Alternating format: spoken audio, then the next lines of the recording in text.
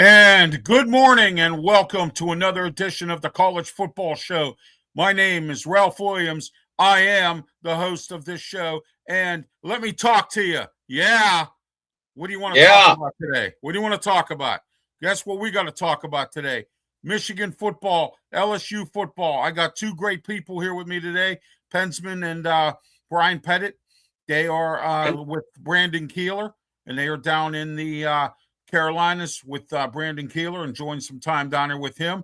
So today, my special guests are Jeremy BALLREICH from the Detroit Lions, who covers the Detroit Lions, Michigan Wolverines, and has a tell everybody about yourself, Jeremy, and welcome back to the show.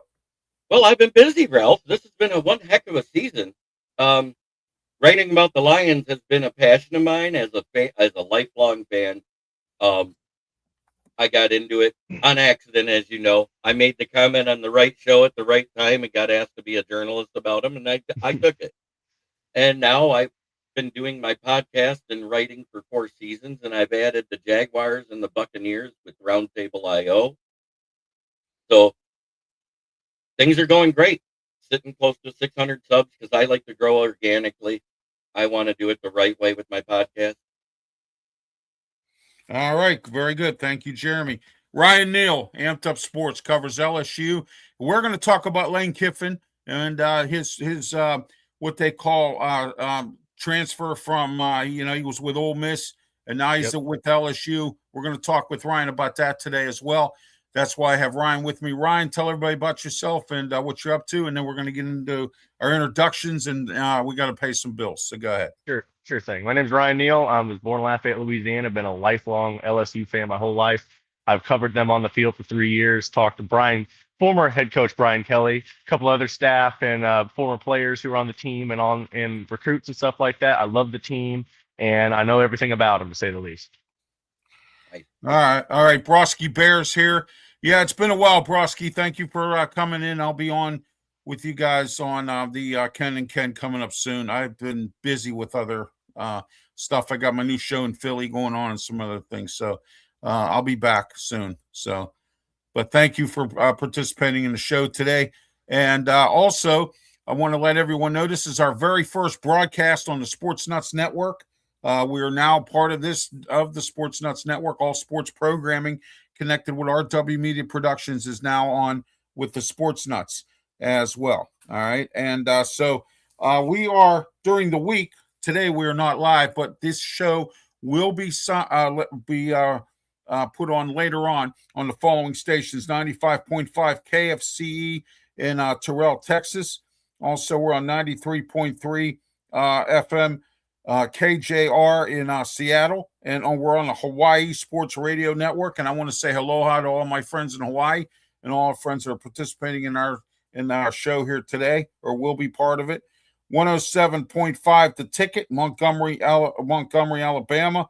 And we are also on AM 610 in Albuquerque, New Mexico. We'll be broadcasted on there sometime soon. I'm saying sometime with this show soon. During the week, we are live on there. We're simulcasted along with on our social media platforms. 105.9 on the in Easley, South Carolina, the Roar. We are on WGR 550 AM in Buffalo, New York, and we're also in several countries, including all across the United States, including in Africa. We are in several, and also on the lower 48 as well. All right. Let's get started here with the show today. But first, we're going to go to our comments section real quick here. Let's see what we have. All right. We have Go Pack Go. Congrats on your success. Thank you. Appreciate that. Hey, Broski Bear. And I see we got some of the guys from Huddle here today. So that's great to see that as well. All right, guys, let's get started here. We're going to start with you, Jeremy, first. And Ryan, both of you, I'll get your comments later. This big debacle, this big whole situation at Michigan, Michigan has egg on their face. I mean, I'm talking about serious egg because who would have ever thought this would happen? But I'm going to say this. When I was on Beaver County Radio outside of Pittsburgh and I had my Sports Corner show on, the general manager of the radio station is a Michigan alum. And you go in his office, he's got helmets everywhere, pictures of Jim Harbaugh, the whole 9 yards. I told him that Shamar Moore was bad for Michigan, and he told me I didn't know what I was talking about. Well, guess who's right and who's wrong? I'm right. He was wrong. Jeremy, go ahead. We'll start with you, Michigan. Go ahead. Well, before we bring up that picture, I'm going to start with the pre-timeline, of course. Evidently, this affair between him and Paige Shriver, the executive assistant to the head coach, had been going on for several years. It came out during the court arraignment yesterday. Wow. So what came to a head was she ended up pregnant by him, and he paid for an abortion. And this happened a few months back. So she decided to end it, and that's where everything got weird. Come Wednesday, she had to go to the athletic director and the regents of Michigan to let them know that she admitted about the affair, exactly what happened. She at least did the right thing and went that way. And I think in her grief of guilt, she also confessed to his wife. Wow. That afternoon, somewhere between 3:30 and 4:30, he was fired. And that's when all the news started to break that he was fired. And now I can give the timeline of the rest of that day. You can go ahead and bring up that picture for me, Ralph. Yeah, sure. Here, you want this one? Yep. Okay. And during an argument for a wife, he threatened to kill himself. He grabbed butter knives and scissors. He ended up breaking into the assistant's house when he left the home, held a knife to his own throat, threatened to kill her. And then he had a moment of clarity. And when he started to calm down, he left that house and went to the church. And his wife provided the police with the location where he was, because once his phone was active, she could get that. You see what I'm saying? Right, exactly. And so he was put into protective custody. It took approximately 48 hours to be able to get them a therapist, a psychiatrist, or psychologist to meet with him to make sure that he was mentally stable enough to stand for the arraignment. That has to happen. Crazy, man. Custody. So all of this comes out, and then Josh Pate, he a writer for ESPN that breaks a lot of college news in the Big Ten, said that coaches around the NCAA were being approached 3 months ago by Michigan for the upcoming job this offseason, which means they knew something was happening before it happened. Yep. Right. Well, at least they prepared themselves if that's what they were planning on doing, Jeremy. I mean, for them to know what was going on, for them to know that this was happening. And I want to give you an example of something that happened at the University of Pittsburgh that a lot of people don't know about. Okay. In 2004, Walt Harris, who was the head coach at the time before Dave Wannstedt was hired, was involved in an affair with somebody in the athletic department. The interesting part about all this was he was at a coaches convention, and there was a picture of him on Pittsburgh TV, national TV, holding hands with the woman that he was seeing on the side. He was already married to somebody else. So, a lot of people never knew what the story was with Walt Harris getting fired. That was the main reason why he got fired. Conduct unbecoming. What he did was, the University of Pittsburgh brushed it under the rug. The athletic director at the time, Jeff Long, right after the game that they lost 45-7 to Utah in that Fiesta Bowl, he ended up getting fired, and they brought in Dave Wannstedt. Okay, and that happened to him, but he did it in a different way. He was cheating on his wife. She was showing up at practices, screaming and hollering. They were having domestics, couldn't get nothing accomplished, and it was just a big mess. So they fired him. All right, it's that simple. All right, I want to Kiki Harris. I want to thank you for participating. Dilly Billy says hello. We also have he was then intercepted. Yeah. I see what you did there. All right. Yep. And Scholars. All right. Well, it's an awful mess. And I personally feel if you look at everything that came out and the person that's been at the head of it, and he ran off Jim Harbaugh and made the hire of Sharon Moore. Yes. Ward Emanuel has to be held responsible too. Yeah. Yeah, absolutely. That's no the way I feel. And yeah. I got a two-pronged question here. Well, go ahead, Ryan. I was going to get to you next. Go ahead. You're good. No stress. It's so with Michigan, they fired Sharon Moore a day after National Signing Day was done. They waited for all the recruits in high school to sign, and then they went and released this so that, decommitments and stuff like that. And now there's a plethora of Michigan players come out saying, hey, release me from my letter of intent. Actually, there's only been one. I've seen two. There's an interior offensive lineman and a wide receiver, I thought. Tight end, excuse me. It was the 4-star tight end. He's already been released from his commit.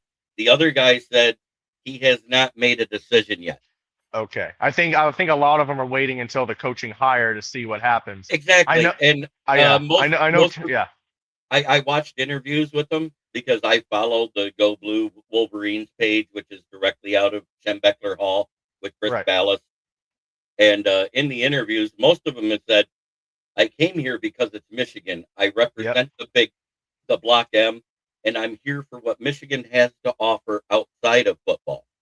That's what a lot of LSU players said after Brian Kelly was fired. We're after the program and the brand, not the coach. Okay, real quick, guys, and we're going to get to LSU, and then we're going to talk about some of these bowl games that are coming up. Coaches moving around. I have a coach that I found out that resigned yesterday, and I think he'd make a good pro offensive coordinator. We'll talk about that later on in the show here. We're here till 11 a.m. We're here every Saturday morning, 10 a.m., part of the triple header of Ralph Williams Saturday. And don't forget, coming up later on 1250 The Answer, 92.5 on the FM dial in Pittsburgh is the Sports Corner radio show with me, Ralph Williams, Smoking Jim Frazier, Claudia Rosano, Luther Dupree, every Saturday afternoon, 2 to 3 p.m. Don't forget to tune into this. We have a lot to talk about the Steelers and the Pitt and Penn State's new hire of Matt Campbell. We'll be talking about all that. It's myself, Claudia Rosano, and Smoking Jim Frazier. And because Luther had other obligations he will not be on the show today. And our special guest, Ray Fittipaldo from the Pittsburgh Post-Gazette. Ray has been on the Saturday show here a few times. We will be going back to, after all bowl games are satisfied, to the Saturday sports show. Ryan, I'll get your opinion in just a moment here. I got to pay a couple bills. So let me get to those real quick here. I've got all these graphics all in different spots now. All right, we're in the Mata Heating and Air Conditioning Studios here at Studio 10 in Berlin, Maryland. Heating and air conditioning, you ought to call Mata 724-2010-500. Mata Heating and Air Conditioning. And please, by all means, they offer snow melt and they also offer UV lighting. If you need to get your property lit up with some UV lighting, keep the thieves away. Not only that, keep you from slipping and falling after you go shopping or come home from work or whatever. Snow melt as well to get that snow off your driveway and off your property. Also, we're sponsored by Mike Dotson Realty, Ocean City, Maryland, 410-596-1681. Call Mike today and listen very carefully. Next year, 2026, Ocean City, Maryland is charging extra money and the hotel rates are going to go up because there's a 1% increase in the hotel tax that was instituted by Worcester County by request of Ocean City. So I want to let everyone know that, not so that you don't get ripped off. You don't have to take out a loan. You don't have to mortgage your house to go to Ocean City next year.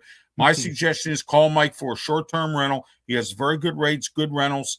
Give him a call, 410-596-1681. All right, this next segment is brought to you in part by, if I can find it, the doggone thing. No, that ain't it.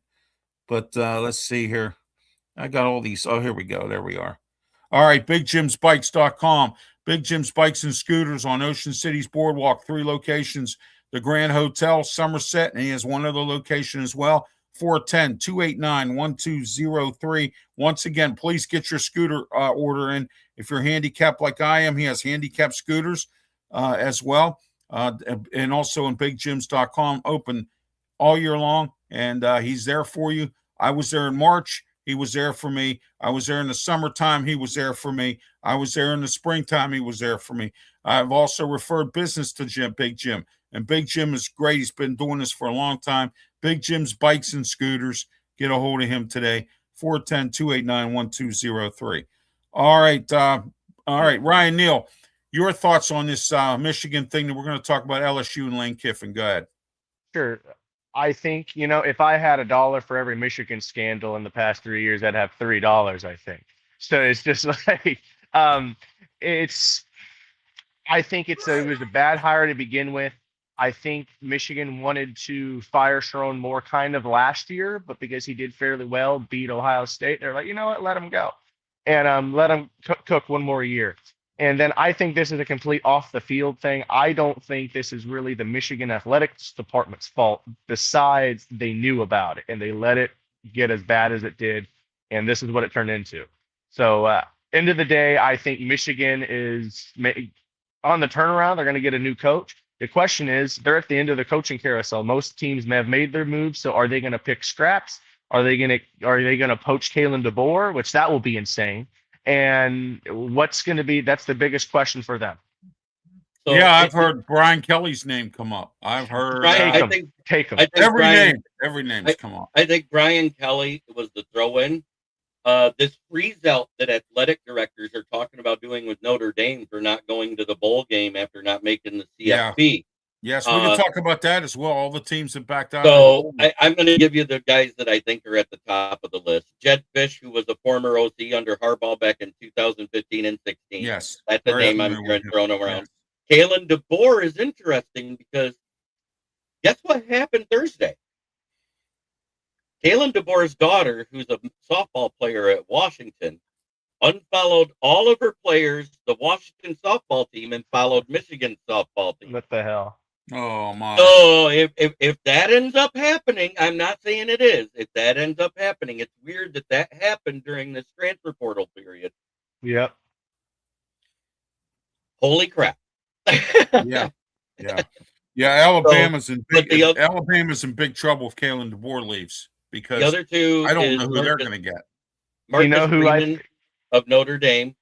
Because of the freeze out, that he's might likely want to leave because if he's going to be freezed out of playoffs, he's not going to want to stay there.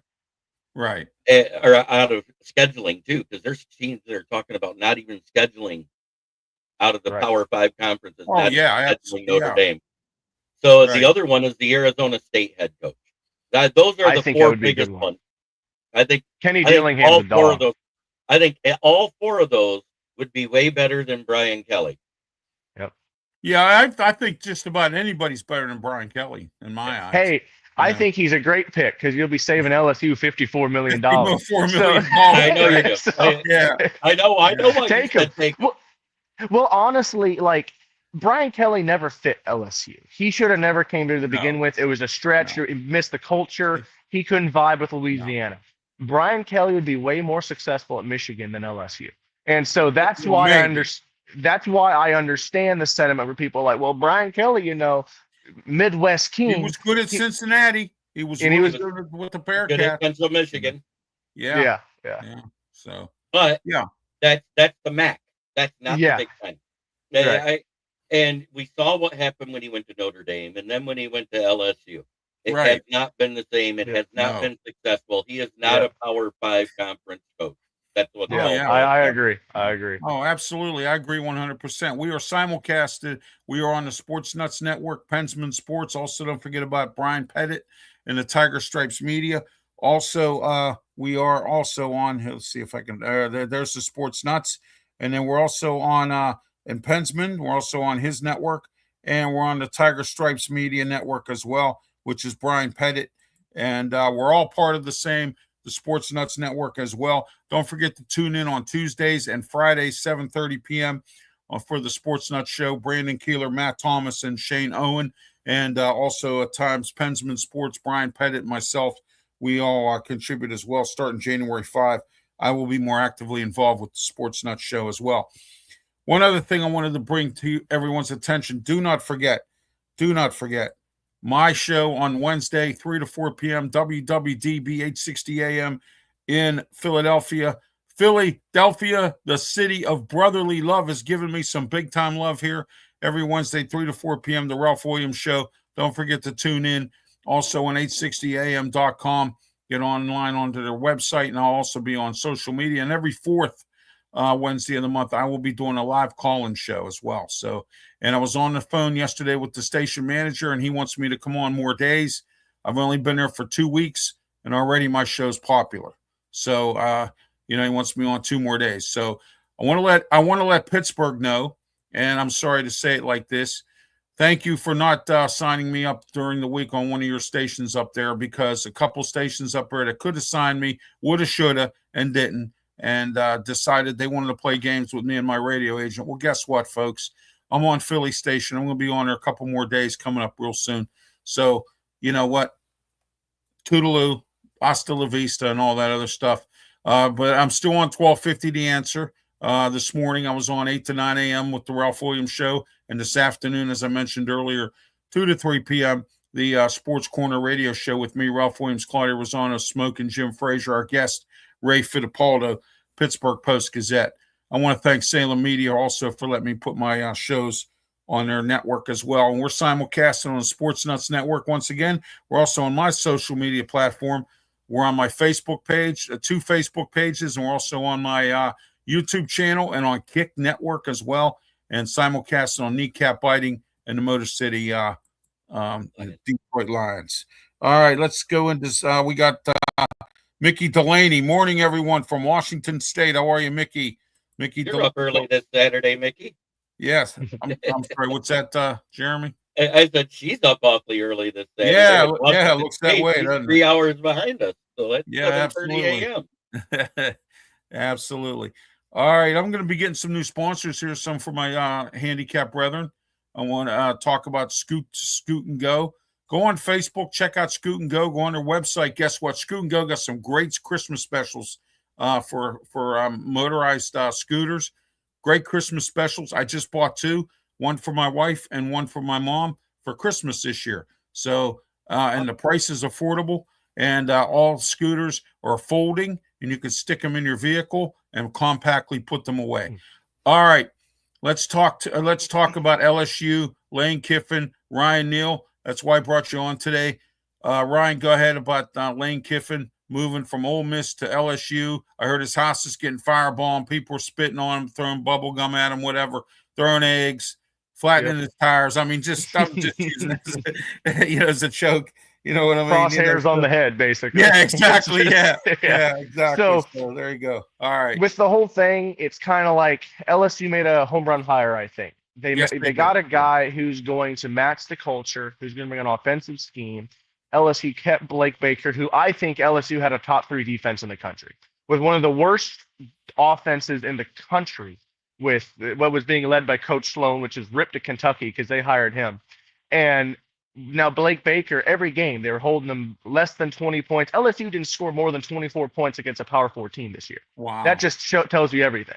And Brian Kelly's what, a defensive guy he was? Or offensive line. Offensive line. Oh, I see. Okay. And tight ends.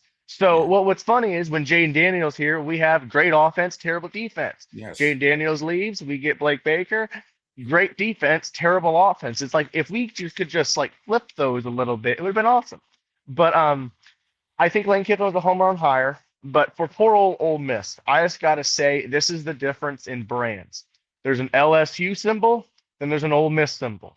One is way more valuable. One is way better to recruit with than in Mississippi compared to Louisiana. Nick Saban was in Lane Kiffin's ear, kind of telling him to come to LSU, saying that it was a better job than Florida because if you're in Florida, you're recruiting against, if you are UF, you're recruiting against FSU, UCF, Miami, Georgia, Alabama is then reaching their hands into the state. So it's hard to recruit. Louisiana, those guys are born and bred in the state. They're usually fans growing up, so it's easier to get them to the school. So with Ole Miss, it was with the scheduling of the NCAA. A part of it was Lane Kiffin being Lane Kiffin when leaving a job.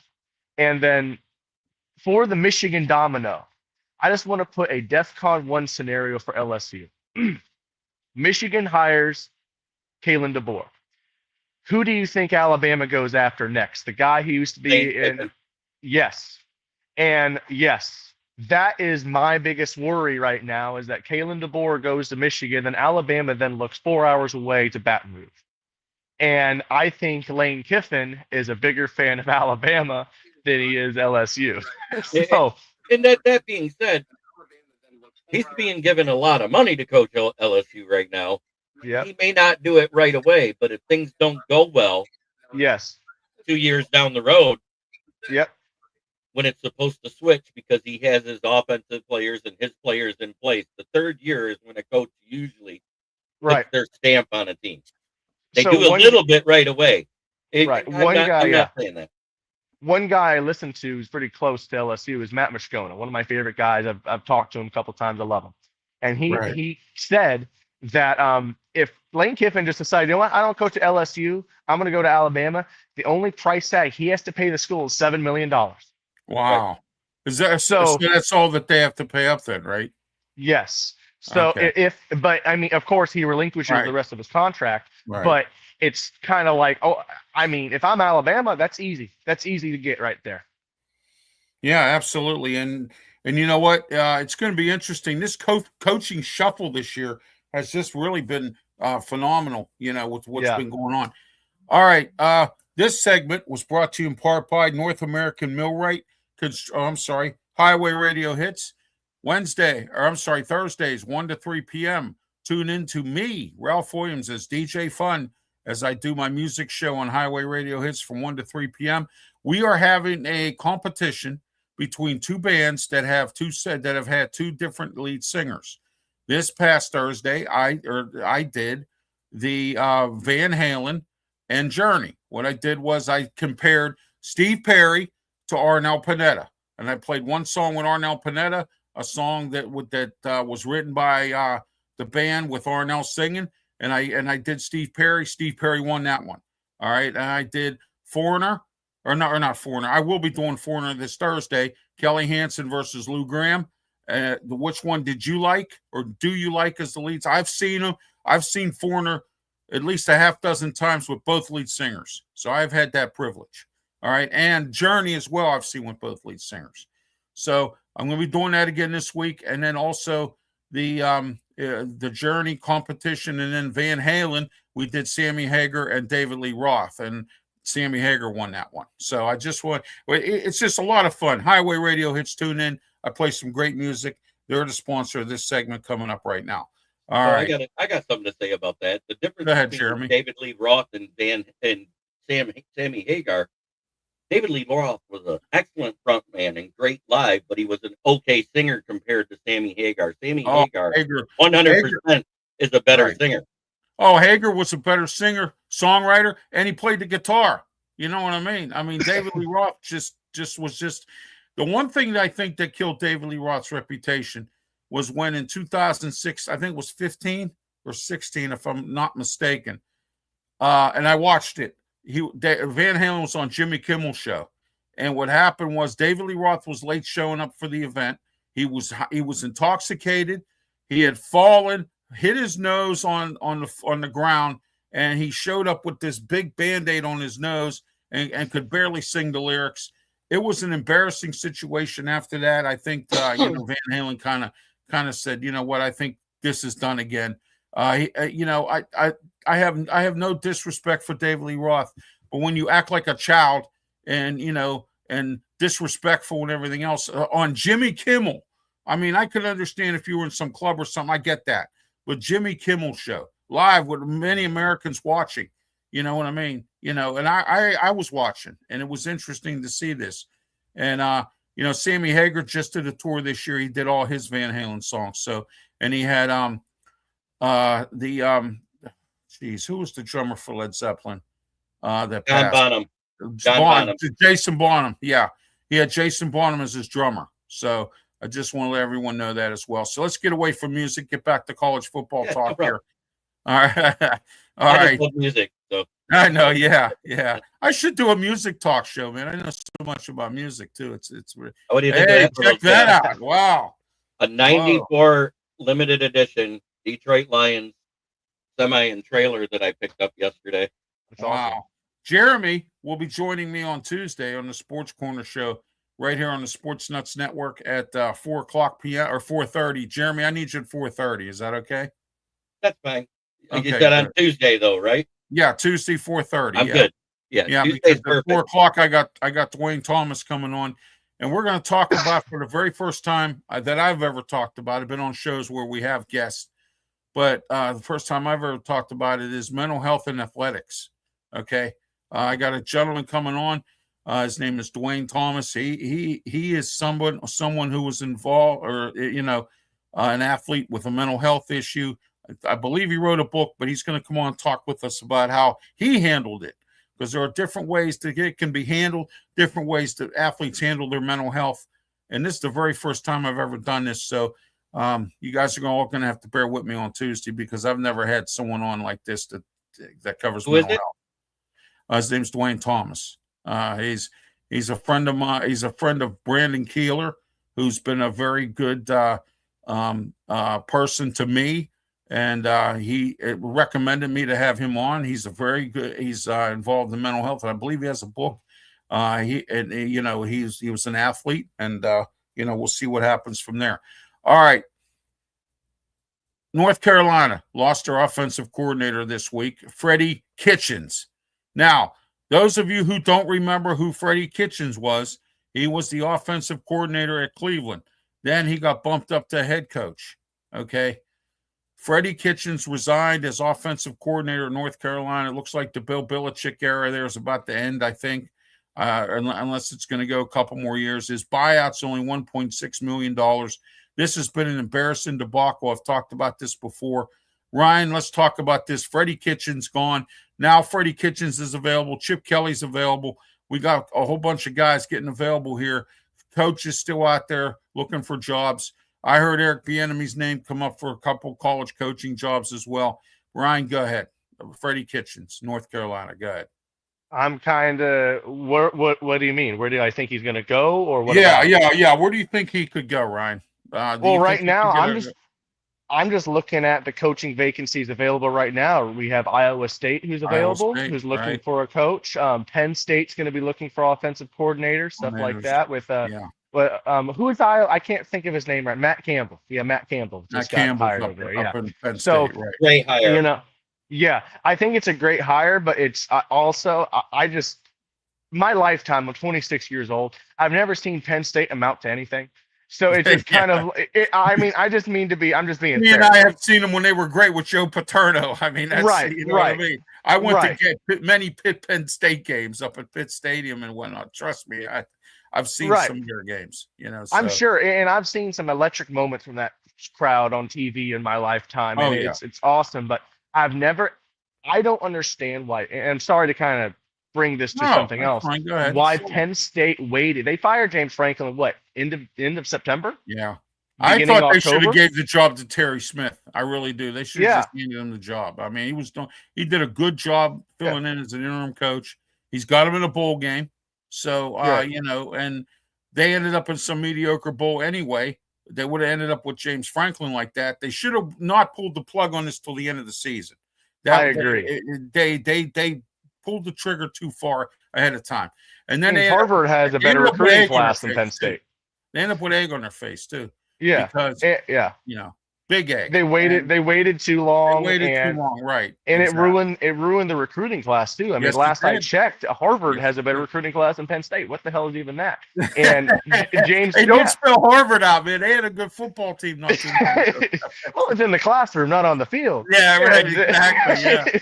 Yeah. And they're good for lawyers and stuff like that. James Franklin takes the VT job in Virginia Tech, and then boom, all these guys from Penn State are joining him down there. It's kind of like, okay, well, I don't know. I just feel like the athletic department at Penn State really dropped the ball on this. They should have waited, let it happen, and then now their arms up in the air. Now we got to wait for the transfer portal season to really go actually get a sound team. Yeah, exactly. And they all went with James Franklin down to Virginia Tech. Yep. And I think James Franklin's going to have that program moving along there, guys. Watch out for the ACC. Oh, yeah. Yeah, exactly. Jeremy, go ahead. Your thoughts on this Freddie Kitchens stepping down? My thing is, it depends on what it was. If it's just because he can't handle coaching anymore, I get it. If it's because of health reasons, I get it. If it's mental health, I get it. Because there are many factors that make people walk away from something they love. NIL made Jeff Hafley walk away. He said, "I had enough." It did it to Nick Saban too, because he was tired of not having the only paid team in the SEC. Yeah, exactly. So, come on, Ryan, you love that thing. I love the joke. Well, isn't that what Shane Gillis did to Nick Saban when he was on? Yeah, that was hysterical. Exactly. That was hysterical. Exactly. It's like what Coach O said on a show like last week, that now instead you used to pay players through the back door, now you just walk right through the front door. Right. Oh yeah, absolutely. I know what you're saying on that. I just wish Pitt would get themselves together a little bit better with the NIL and recruiting and stuff. Western Pennsylvania is full of talent. Florida's full of talent, and they for some reason go outside the box and Penn State's got two great recruiters up there. They're keeping Terry Smith for another 4 years, and they got Bob Pelko, who won the Sports Illustrated High School Football Coach of the Year 2 years ago. Wow. So those guys are very good at coaching or recruiting in Western Pennsylvania. All right, let's get into the teams that turned down their bowl games. All right, this is an interesting list here. And I have it here, and I got to look for it. Hold on. Excuse me. Didn't have it ready. I don't know why. All right. Teams that decline their bowl games. Let's get started. Notre Dame. All right, guys. I think we all agree Notre Dame shouldn't have done this, but they did.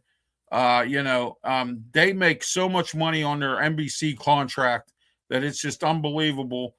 And, you never can have enough money, and you have to, you can't cost the university money by turning down bowl games. Yep. It's unbelievable here. I would have never thought Notre Dame would have done this. Go ahead, Jeremy. You start first with this about Notre Dame. We're going to break these teams down. And I know, by the way, Ryan has to get going. He has prior obligations. Ryan, what do you have? I got a couple more minutes. Okay, good. All right. Okay, go ahead, Jeremy. Notre Dame dropping out of the CFP, that's the equivalent of Eric Cartman going, "I'm taking my toys and go home." I'm sorry. And a lot of athletic directors that do the scheduling for these universities in the Power 5 conferences, I know of 10 already, have said, we won't schedule them ever again. Fair game. I think it's a fair game. Yeah. That's a freeze out, and they deserve it. Because only reason they're doing this, and the only reason they haven't joined the conference, is they don't want to have to share that money from NBC with the conference like every other school has for their contract for sponsorship. Oh, yeah. They don't want to share it with the ACC. They consider themselves in the ACC, so. All right, Sharon, listening while walking the dog and freezing my butt off, says Beaver. All right. Beaver note. Yeah. I love the name. All right, guys. All right, some great comments today. I want to thank everybody for participating in that as well. And so it's been a great day this morning. Great show here on the Sports Nuts Network. All RW Media Production sports shows are now simulcasted and also across the country. Later on, these will be simulcasted on some radio stations. I mentioned them earlier. So, all right, let's go into the next one. Kansas State. No, I believe it's Kansas State also turned down a bowl game. Start with you, Ryan. Go ahead, Kansas State. Every other team, I don't mind doing this. I don't mind sitting out of a bowl game, whether they're 6-6. I know some teams, even that were 5-7, Auburn and FSU were offered a bowl game, which I'm like, no, you got to be at least 500. Right. And if your season wasn't that good, you have a lot of opt-outs. You have some players who are waiting for the draft or entering the transfer portal, and you don't want to play it. I understand. It's all about money. But I think it's bad for the university, as in one, they're getting less money, and then it's for the players too. The ones who are maybe looking for playing time next year or looking to enter the transfer portal, this is tape, film for their team to look at or for a potential other team to look at for them to get transferred to. So that's where I always say, yes, the bowl game's pointless, but it's not pointless for the players and it's not pointless for the wallets. No, that's not the thing. I want to say that too. These smaller schools, like FAU, UCF, all those smaller schools that don't get the national stage. A bowl game is a national stage where you're on one channel that entire game, which puts eyes on you that are normally not seen. Whether it is professional scouts that are at home watching the game, not at the game, it gives them game film. It gets game film in front of draft scouts, which move people up the board. Like one Mr. Isaac Tesla that, Arkansas last year was not that good of a team. But the way he played in the bowl game and the Shrine Bowl and everything else is why he moved up to third round. Yeah, he was awesome too. I watched him against LSU a couple times and he was insane. Isaac Tesla. And an awesome name, by the way. Yeah, Tesla is how it's Slavic. Let's get it right.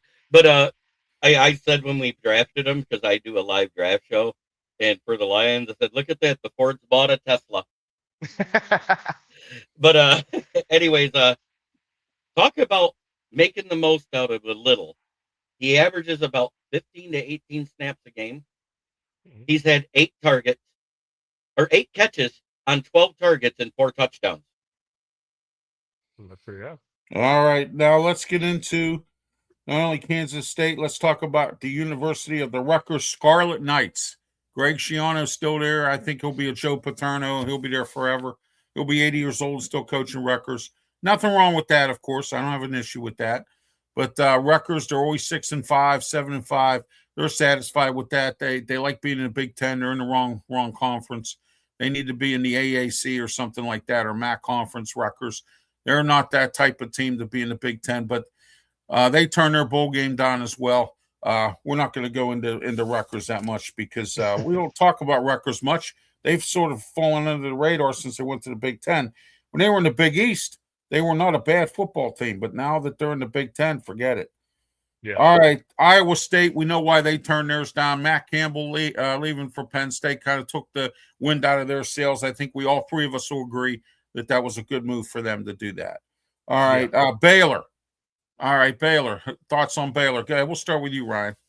What was the reason for staying? I did not know Baylor was not playing. But what? Yeah, are they just because Dave Aranda is still the head coach, right? Yeah, I believe so. Yeah. Did they just suck? Why did they not? They're supporting Notre Dame. That is what I heard. Yeah, really. It's out of support to Notre Dame. These teams with gold helmets, man. It's these guys with these gold helmets who are just all out of whack with them. It's something wrong with them. And with the Notre Dame thing, they've always been petty. They think they're the biggest brand in college football, yet they haven't been relevant since the Jim Crow laws. So it's just like I'm not a fan. I'm not a fan of Notre Dame. Never have been. Notre Dame, the last time they actually were relevant, let's be real, it was the 90s when it was the Catholics versus convicts rivalry with Miami. Yeah. Yeah, Georgia. So looks like Georgia Southern turned down a game. Florida State, Temple, Rutgers, Baylor, Kansas, UCF, and Auburn. I'm surprised Auburn. Well, Auburn's got a new coach now. They got Alex Golish from South Florida. So home run hire, I hope for them. Oh yeah, as a USF fan, and Guy's been to a couple of their games. That's a good coach right there. I think he can actually, with that NIL package that Auburn is giving him, I think he Yeah. can go and do a lot, to say the least. And I think with his ties to Florida and specifically South Florida, that's going to help Auburn a lot. Yeah, Hal Mume being down there, he should have stayed at Liberty. He did a really good job at Liberty, and then they hired him down there, and he kind of stunk the joint up a little bit, which, of course, that does happen. But, sometimes the grass isn't greener on the other side, guys, Right. and we all see that. We see that all the time. I mean, he should have stayed at Liberty. He had it made there, and I get it. You always want to make more money. You always want to improve yourself, but sometimes you got to stay with what works. All right, here we are. All right, there we are with that. And I want to thank everybody in the comments section today. Ryan, I know you have to get going. Ryan, tell everybody about yourself, promote your brand. And I know you work with Amped Up Sports. Yep. Haggerty, Peter Blake, and all them guys there. I want to thank you for that as well. They're great people. I work with them as well. So go ahead, Ryan. Again, Ryan Neal. You can find me on my Instagram, ryan.nealster, Nealster. Also on Amped Up Sports website. You can type in Amped Up Sports, will pop up. Leo Haggerty is my boss. Love the guy to death. He's on talk shows all across the country, I feel like, whether it's basketball, football, baseball. Hell, I even think he talks about curling. I don't even know. But yeah, he'll be, speaking of Leo, he'll be back on this show coming in January after the football season's over. So call it football season. And don't forget to tune into our bowl show. That's coming up next week. We're going to be talking about the Bulls as we go along here. We will continue the college football show going into January until all Bulls are satisfied. Then after the Bulls are over, then we're going to go back to the Saturday sports show. We got UFL coming up, baseball training camps coming up. A lot, some things moving around with the winter meetings. We'll be talking about all that stuff coming up in the spring as well. So in the playoff picture for the NFL and the Super Bowl and all that stuff. So there's going to be a lot to talk about on a Saturday sports show coming up in January. Ryan, you have yourself a Merry Christmas, Happy New Year, and we'll talk to you again. Thanks for being on the show. Thanks for having me. Nice meeting you, Neil. Ryan, brother. Bye-bye. Ryan Neal from Amped Up Sports covers LSU football, New Orleans Saints, and so on. All right, Jeremy, it's just you and me for the next 5 or 10 minutes here. As we go along here, your thoughts on these teams turning down these bowl games? I'm not going to go into each individual team because we're not going to go into it. I'm going to do a blanket statement. Shame on you for not letting the players play on a national stage. Exactly. That's it. Exactly. Because this is supposed to be about the players, right? And they're making it about trying to hurt the NCAA and their money overall. One of these lesser teams that nobody knows about.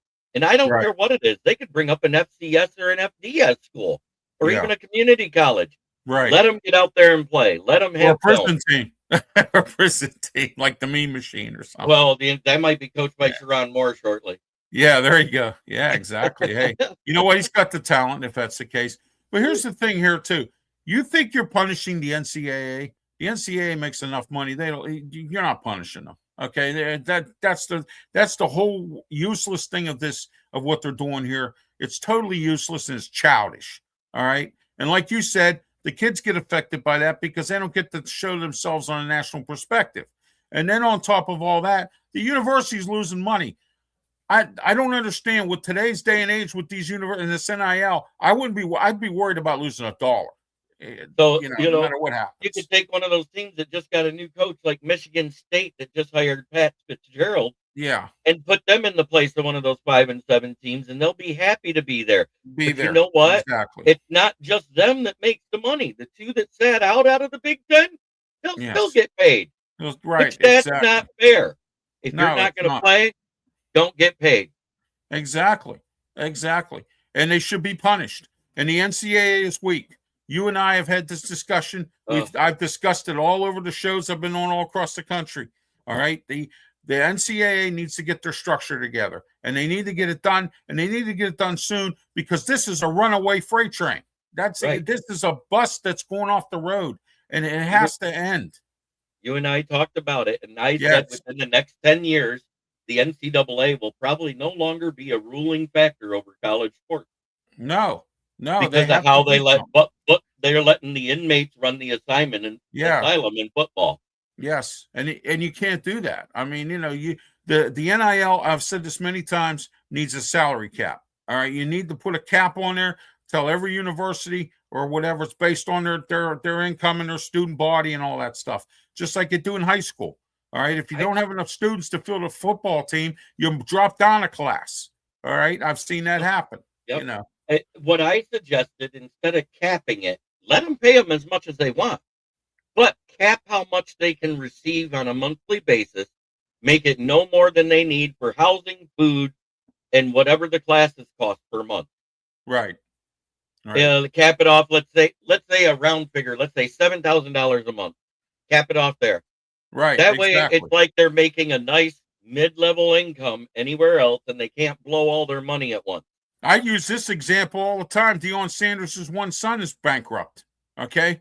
These athletes are going bankrupt. Yeah, they're going bankrupt because of this. They're spending their money foolishly.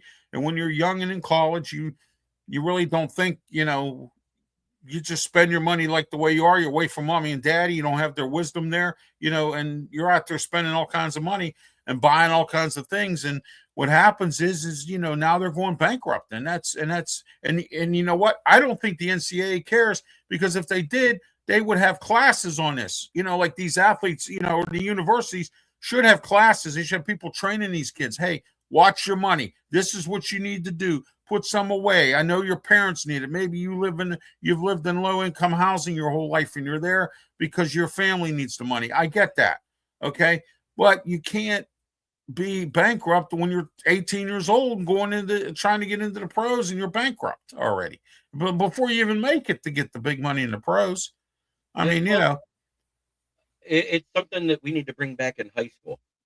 When you and I went to high school, they had a class that we were required to take called home ec, which taught you how to budget, exactly. balance, home economics.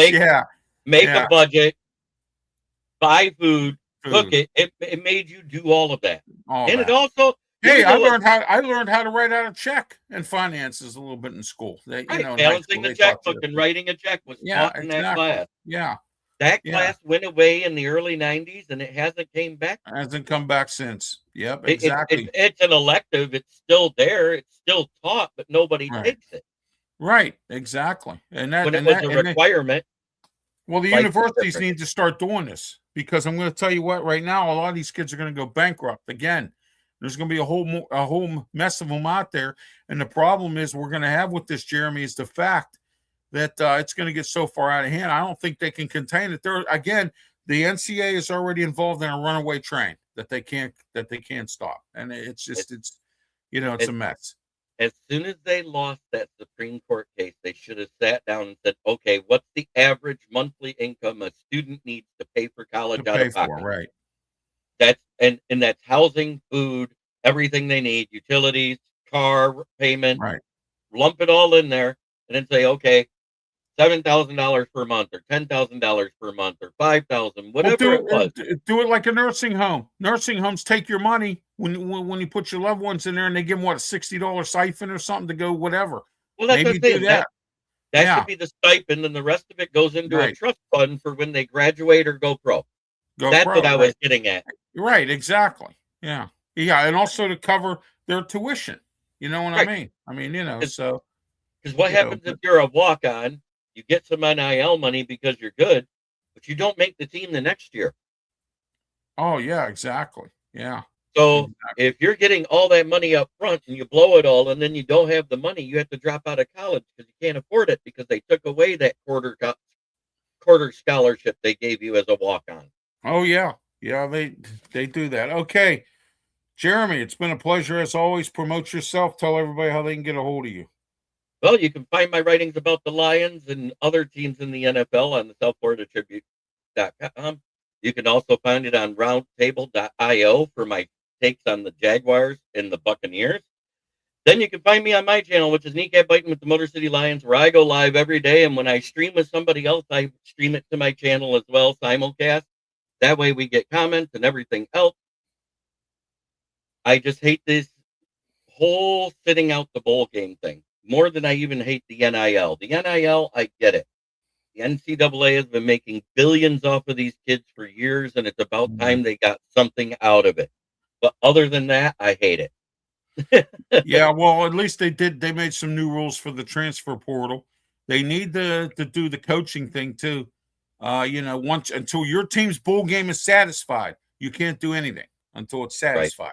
And I don't want to hear, oh well, they want to get coaches in there for recruiting. Well, then they can recruit after their bowl game's over. You know what I mean? Well, You know, that's why I think they hit this with the Sharon Moore thing, because they waited to fire him until the day after signing day, and that was a mistake. yeah. No, it was because now what have you done? Wasted time and money. You wasted time and money and resources getting these kids to come in here, and then all of a sudden you fired a coach, and now the kids are gone. Then you got to start all over again, and that's bad. I mean, and yes, there is a second recruiting phase after the CFP is over. We all know this, right? because there's signing day, and that's for your future commit, not your commit this season. So they need to get this done and get somebody hired now. And if they are trying to hire somebody that's in the CFP, they're going to be waiting till they're knocked out. And teams like Indiana, Alabama, and everybody else are favorites. All right. Our closing remarks are brought to you in part by North American Millwright Construction and Contracting. North American Millwright did work on my house, and let me tell you something. They're very professional, very fair, and they will give you the best price they can. They do work West Virginia, Pennsylvania, Virginia, Maryland, New Jersey, and Delaware. So call North American Millwright today. Tell them Ralph Williams sent you, and that number is 410-388-9870. That number again is 410-388-9870. North American Millwright Construction and Contracting. All right.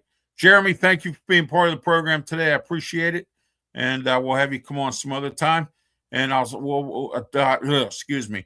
We'll talk to you on Tuesday, 4:30 p.m. Sports Corner Show right here on the Sports Nuts Network and all my other social media platforms as well. And don't forget about later on this afternoon, 2 to 3 p.m., the Sports Corner Radio Show with me, Ralph Williams, Smoking Jim Frazier. Claudia Rosano Luther will not be joining us. It's his birthday, and also his son graduated from from college, and so he was not available for the show today.